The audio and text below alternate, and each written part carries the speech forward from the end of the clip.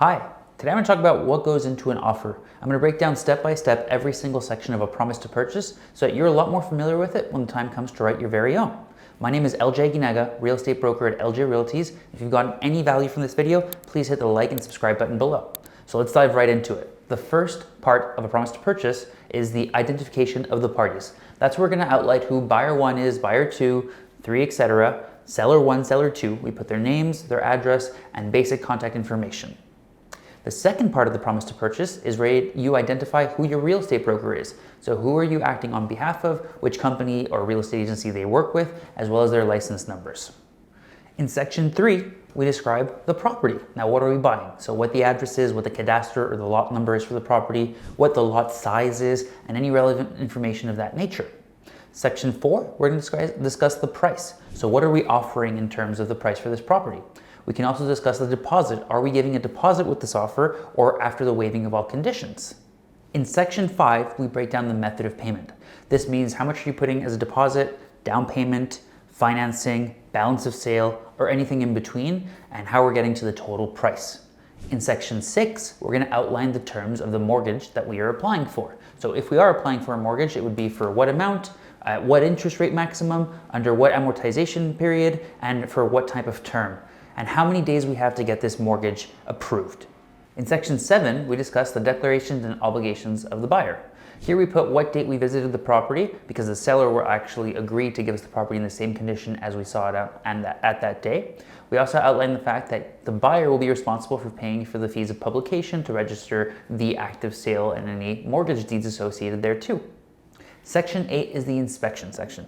In section 8, we're going to outline how much time we'll have to actually conduct the inspection, and then after that, we'll have an additional 4 days to review the inspection report. It's super important to hire a qualified inspector to do this, and then to take the time to review the report in detail.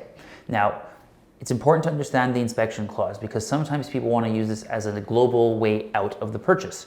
You can only utilize the inspection clause to walk away from a purchase if it is a major defect, if there will be major expenses there too, or if it will significantly reduce the income that the property will generate. Major is the key word here. And most recently in speaking to a lawyer, major is considered one problem costing at least 3% of the purchase price of the property. Keep that in mind. Section 9 is review of documents by the buyer. This is where we outline which documents we want to receive from the seller in order to review before we make a final decision. Now, these documents get to be reviewed to our complete satisfaction, which is super interesting. Here we'll typically ask for property taxes or any specific work that's been done to the property to make sure that it was all done above board, and we want to verify any warranties or guarantees.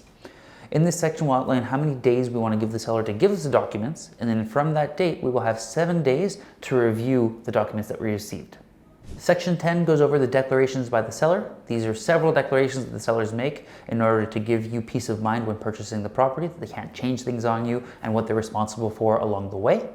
Section 11 covers a lot of different things. First of all, what date we're signing the deed of sale, when we will do the occupancy of the property, who the commissions are going to be paid out to, what inclusions we have on the property, what exclusions we have on the property, as well as if there is any property that is under a rental contract, typically a heat pump, possibly a hot water tank, or anything of that nature.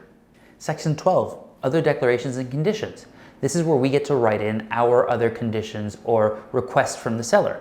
A lot of the times here we'll include a clause that has to do with the certificate of location or potentially visits that we want to do to the property after we have waived all of our conditions. Section 13 is the annexes section. This is where we include the numbers of the seller's declaration, potentially any financing annexes, annexes R, G, or anything else in between. We would also mention our water tests if this would be the case in this section.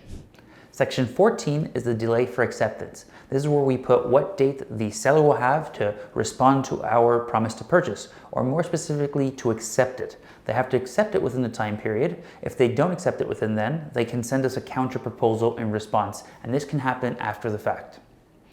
The next most important section is section 16, where we discuss the signatures, okay? This is where you're actually gonna sign the contract to bind you to everything that we've put into here.